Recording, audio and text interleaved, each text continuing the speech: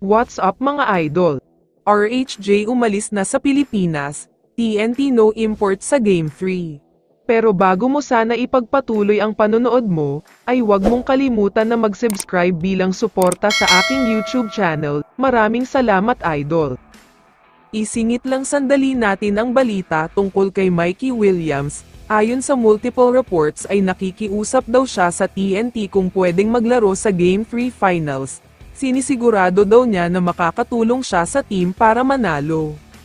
Kung nakapaglaro nga lang daw sana siya noong Game 2, baka 2-0 na ang serye in favor of TNT. Sa nakikita kasi ni Mikey ay kulang na kulang daw sa scorer ang former team niya, handa daw siyang ibigay ang kakulangan na ito. Sa tingin ko naman ay tama nga talaga siya, kung maglalaro siguro si Mikey ay baka game over na para sa Hinebra, pero kahit ako ay nagtataka kung bakit hindi pa siya kinukuha ulit ng TNT, mukhang masama talaga ang loob nila sa kanya. Samantala, lumipat na tayo ngayon sa balita tungkol kay RHJ. Alam naman nating lahat na punong-puno talaga siya ng bashers ngayon. Ito nga ay matapos ang napakapangit na performance niya sa nakalipas na Game 2. 2-0 na sana ang serye para sa kanila, pero ang problema ay nagpakabayani itong si RHJ sa mga huling minuto ng laro. Nakalimutan yata niyang may mga kakampi siya, sinolo niya ang bola kaya puro turnovers ang nangyari. Kaya naman ayon sa mga post, sobrang sakit daw talaga ang mga salita na natanggap niya.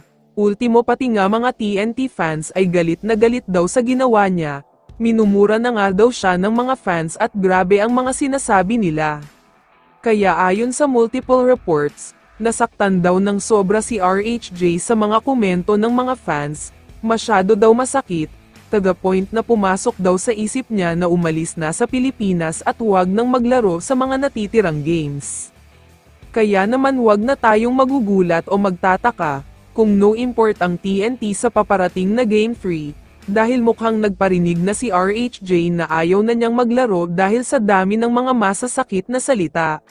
Kung ganito nga ang mangyayari, sa tingin ko ay delikado na talaga ang TNT dito, dahil bagsak talaga ang kumpiyansa nila sa ngayon, at nasa Barangay Hinebra pa ang momentum matapos ang naging big win sa nakalipas na Game 2.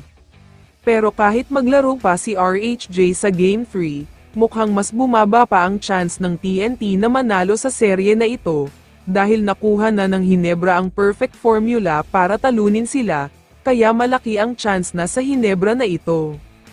Kaya naman kung ikaw ang tatanungin idol, ano ang masasabi mo sa balitang ito?